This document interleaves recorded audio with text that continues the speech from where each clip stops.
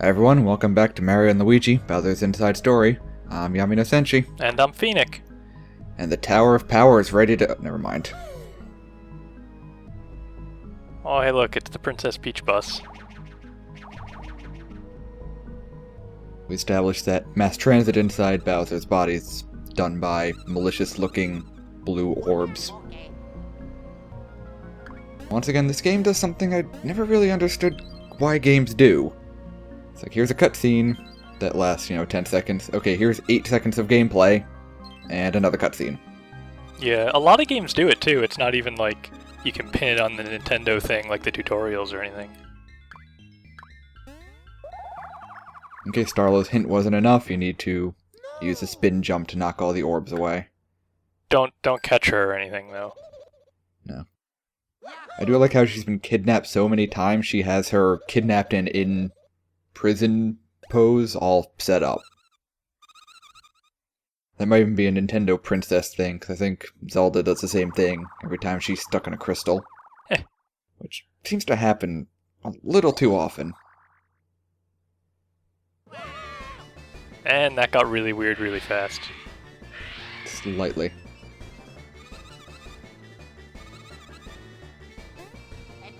For once, Luigi was not the last one to stop panicking. Her crown's kind of hovering.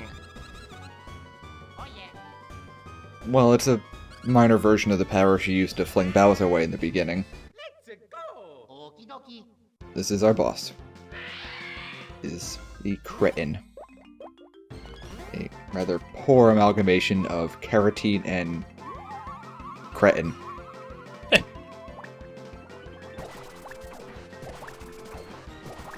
He starts off as a Alpha Cretin, which somewhat resembles the Alpha Dream logo.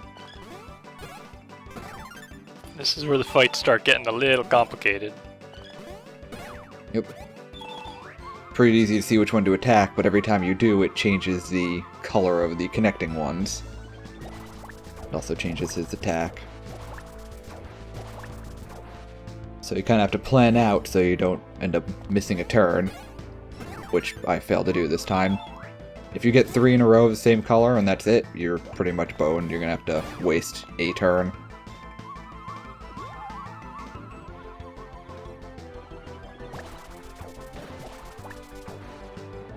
In addition to doing not too much damage, those balls can also hit you with defense down. Which will then make them not do not too much damage. Fun fact, even if your attacks do no damage, as long as you land them successfully, you'll still get badge point progress.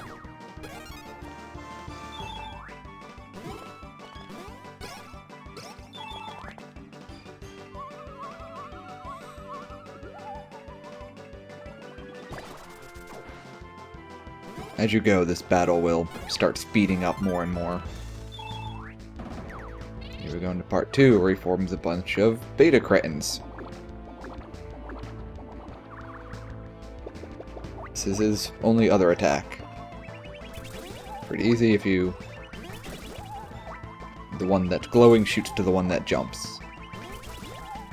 The timing for this generally is once they finish charging you want to jump. You can jump with both brothers at once when it goes top to bottom. Thankfully, it doesn't hit at any weird angles. It will only hit you if it goes straight across or straight top to bottom. The diagonals are just sort of freebies, which is nice. Yeah, you don't have to worry about like, well, is this gonna wing Luigi, or... no, just, it misses.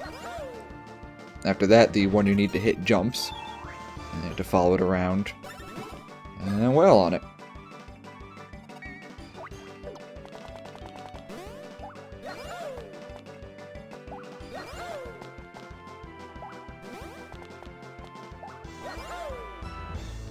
It's a good single target hit. Yeah, and it's easy to get a excellent on it, or at least a great. Yeah. You do need to land Mario pretty close to the center of it. If he's out on the edge, and you can't get the jump afterwards. One thing I did notice about it is I don't think your Mario and Luigi have the same attack power normally, but that the jump helmet attack did the same damage when you used it with Mario and Luigi. I think it uses Mario's attack stat regardless of who picked it, since he's the one that lands the blow. I think it has more to do with when you use a brother's attack, it just uses either a combined version or the highest of the two. That could be too. Because I think when I was doing like the shell kicking and whatnot, it was also the same.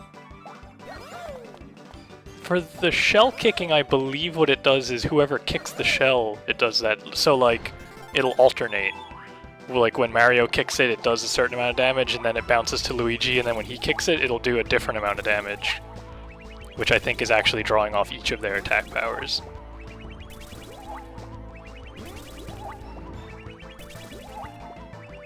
But for a single hit move like the jump helmet, I'm not sure if it's a combined value or not. That might be worth looking into.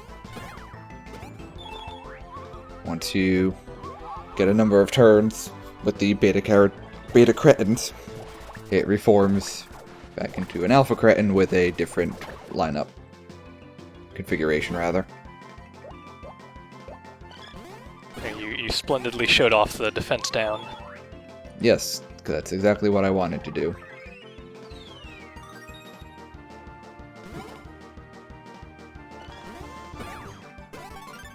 Generally, at least early on, I recommend not bothering to hoard your badge power-ups. They fill up pretty fast and the health restoration is fairly negligible. Later on, we'll get some better effect badges. Here's me once again puzzling out that, well, I fucked up. At least when he only has like 1 or 2 active orbs, the attack is not really that bad. Alright. In addition to speeding up, I think the balls also do a little bit more damage. I think it hit Luigi for 13 instead of 10. Second time around, you seem to get a free attack off on him. Might have been because he finished him with Mario, and so Luigi got to take his turn. I think the first time he finished him with Luigi, and so it was the bad guy's turn. That might be right.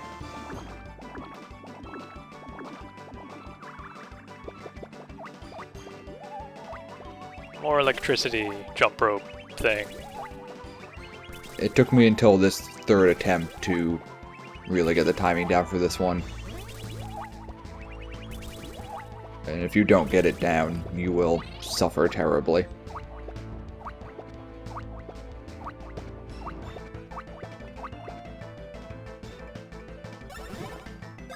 Just one more jump helmet and then this fight will finally be over.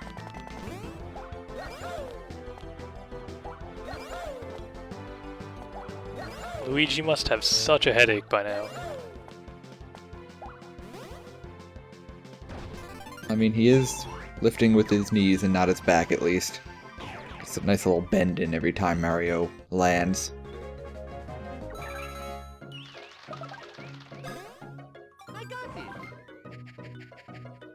In addition to the off-screen grinding, that gives us enough for another level.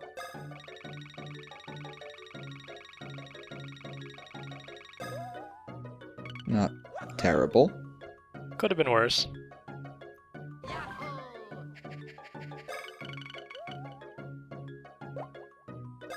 And I clearly haven't put any points into Luigi's stash stat for a while. There's a bunch of 6s and I think a 7 in there. That was a really nice one.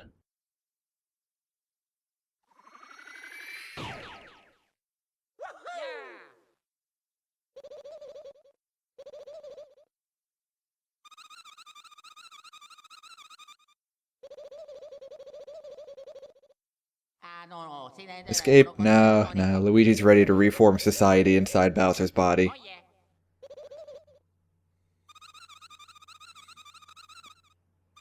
In 30 years, they'll pop out and have some sort of Mario version of Fallout. The Bowsers were never meant to save anyone. They were just experiments. This is going down a dark road.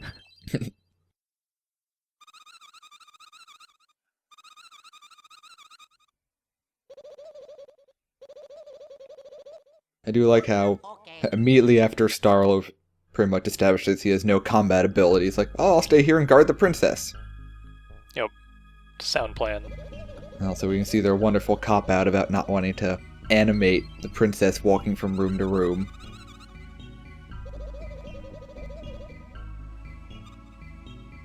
Starlo wondering, hey, you guys were here for about 4 seconds. You totally found something, right? Yeah.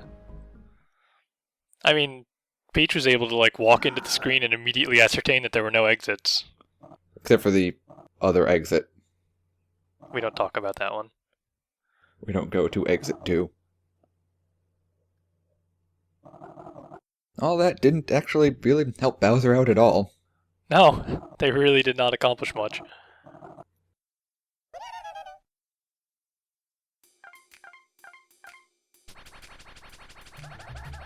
There's also this. The perspective here just makes it look like Bowser's really long.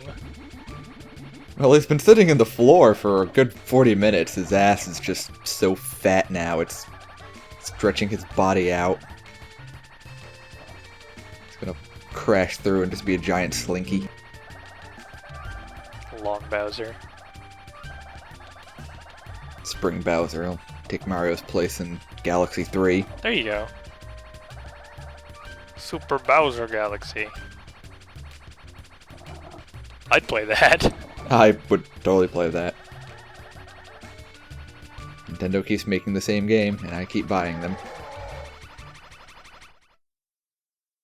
Heck, I still want the Zelda game that just came out for 3DS.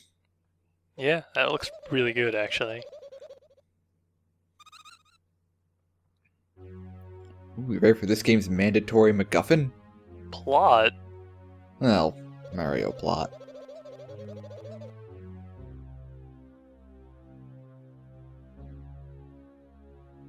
Taking place of the Star Rod, or the Power Stars, or that pillow from Dream Team, or whatever was in Partners in Time, like a TARDIS or something. You've got the Dark Star. It's a very generic evil. It really is. Also, I played the first Paper Mario. I don't remember the star sprites being little bomb knockoffs. With bitchin' mustache is... And also, Starlo appears to be the only one with feet. And she has to kick them when she talks. Well, maybe that's because she's not like a fully fledged one yet, so she can't actually fly and needs to just kick her feet repeatedly. She's flying right now! But she's kicking her feet, kinda. No, so it's It's like training wheels. it's like her version of Yoshi's Flutter Jump. Yeah. Gotta refresh it every so often. Once they earn the power of flight, then they lose their feet. So it's like a Star Sprite tadpole now. Yeah. See, it makes perfect sense.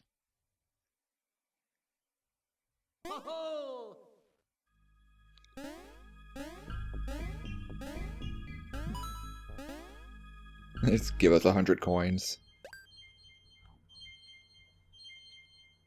Shiny.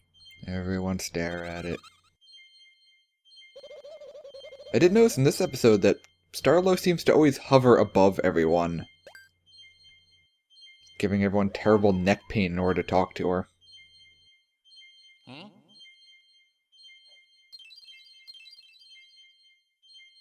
You'd think after all this time their danger sense would be a little better than this. Now Starlo basically turns into a very panicked Pac-Man. I love Starlo's freak out face. I am so terrified I unhinged my jaw. Quickly, feed me rats. Alright, and then mid-bus will carry... Nope! Fawful gets to carry the princess.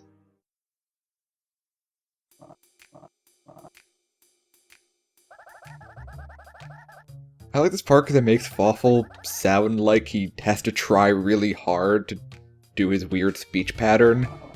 He's having difficulty keeping it up. With the princess on his back. Yes.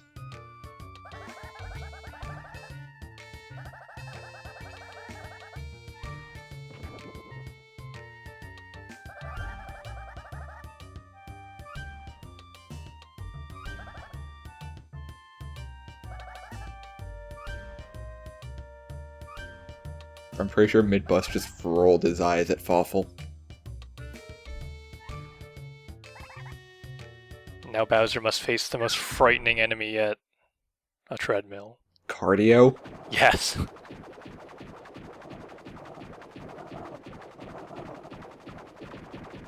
I kind of wish this was a minigame of some variety. I feel like it should be. Yeah.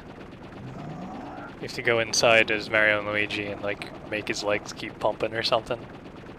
Or just have a Bowser minigame. True.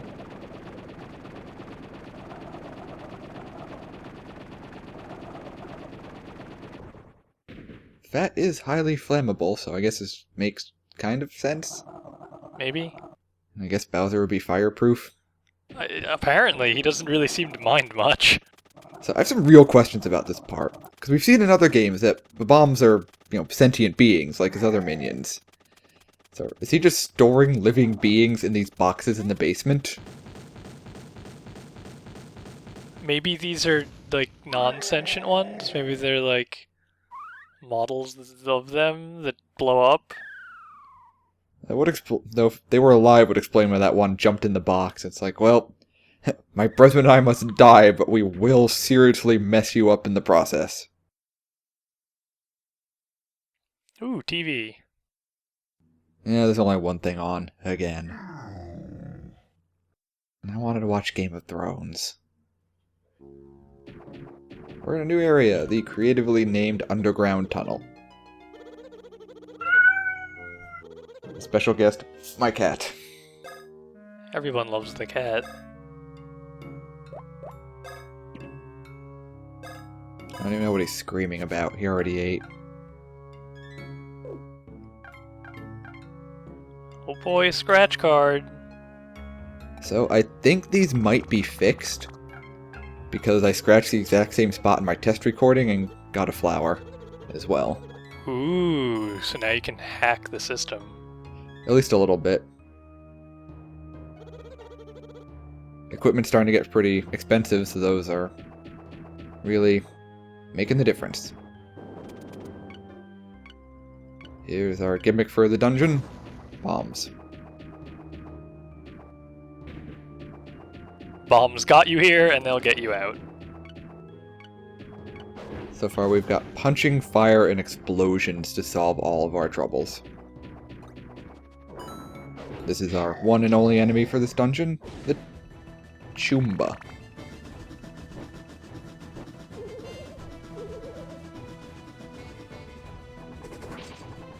Its only attack is its charge move, and you have to watch the smoke as it drifts into the second screen.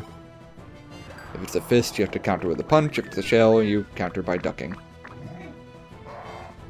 That's its new enemy. It has a Blitty. One day I'll go back for those. And these are Colbits.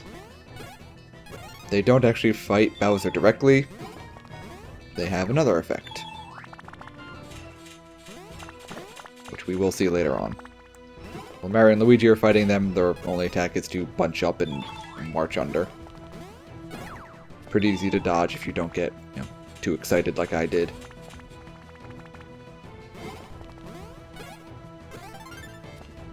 I assume if there's a lot of them down there, and they link up into like a really big one, then it'd probably be like impossible to jump over it. Yeah, it can be very challenging. So these things aren't very hard, they just have boatloads of health.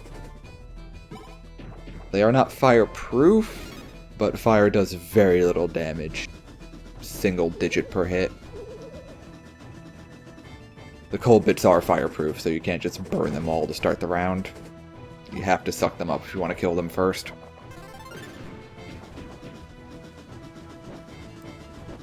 At least if you get lucky and get a lot of fists, you can get quite a bit of counterattack damage in on them.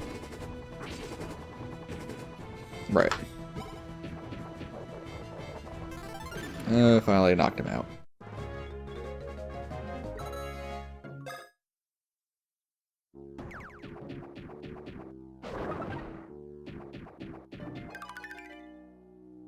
It's got some special fangs, which I believe raise your maximum SP by 20%. I'm switching to the power band, which will give me a bonus to all of my punching. Which is always a good thing.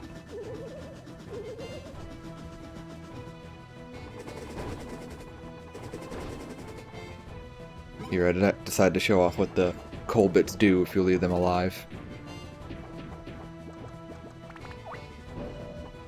You power up the Choomba and give him extra attacks and make him a little faster and do more damage. It doesn't happen in this one, but more coal bits can jump in and give him up to 4 attacks.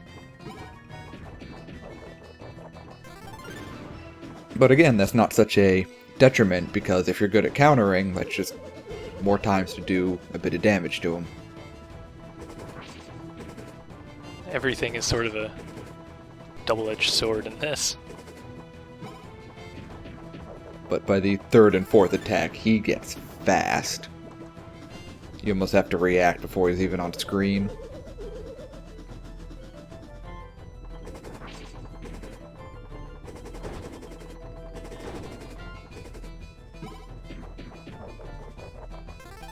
When you do them in, the gold bits just take off.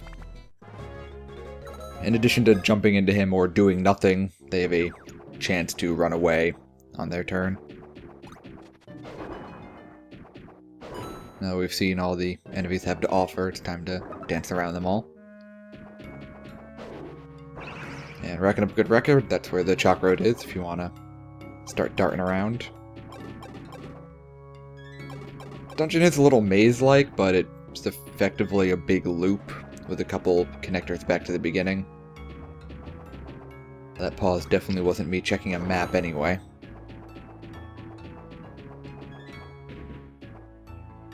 Does look like it's a bit complicated, if you didn't know where you're going. Lucky for everyone watching, I do a test run in advance. This is our only real puzzle for the game. Pretty easy to figure out. That machine will just dispense an infinite number of bombs, which do not hurt Bowser when they blow up. They just knock you back a little.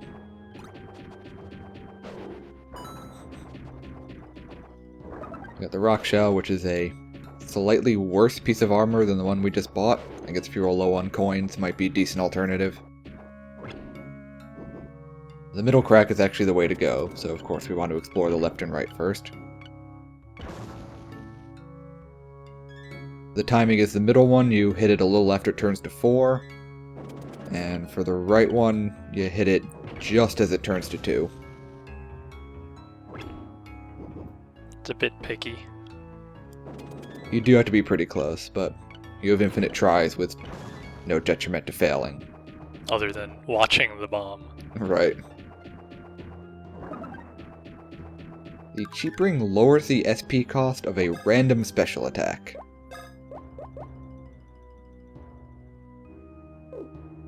Doesn't really sound that useful, so I won't be using it.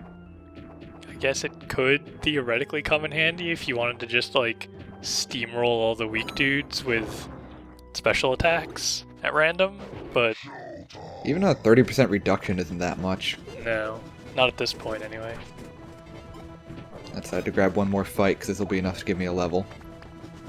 You can see, I'm getting up to 4 attacks now. The rest of the coal bits ran for the hills. And you're getting real good at countering him.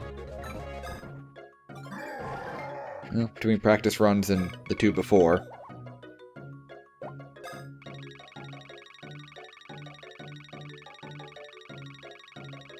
Yeah. So you gotta polish that horn. I'd say I'm getting good at this, but if I did next episode, I'd get nothing but 1s.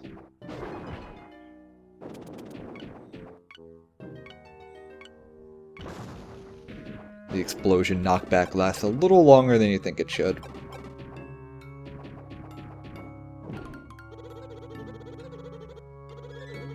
Figure I'll come back here and get some negative ion beauty treatment for smooth, shiny scales. Bowser needs all the help he can get. Negative ions, because Bowser's worth it. It being about 10 coins, which given Mushroom Kingdom economics is, I think, 17 cents. This dude's a little... I'd barely call it a puzzle. Just gotta slide around these platforms.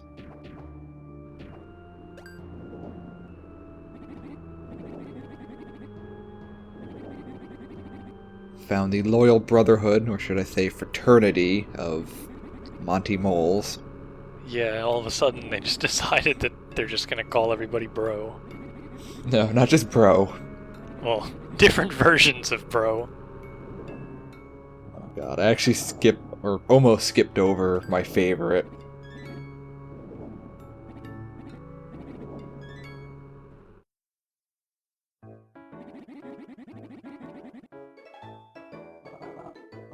Well, if we told you about it, it wouldn't be a secret.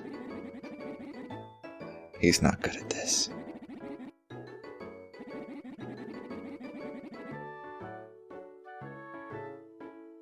The only reason they were able to keep the secret this long is because they were underground the whole time. Oh my god. Brogurt. That is pretty good. However, do not use Broseph Stalin or Brosidon, King of the Brotians. I do like how the one mole just didn't even bother getting out of the drill. Nope. Staff meeting, he's playing Tiny Towers. Maybe the drill, like, won't open until they finish the tunnel. Maybe he's locked in there forever. Maybe. Maybe, like, he can't walk anymore, or dig, or however they get around, and so it's like he's in a wheelchair, but his wheelchair is a giant drill. That's awesome. Join us next time as we play some more. I didn't think of a joke.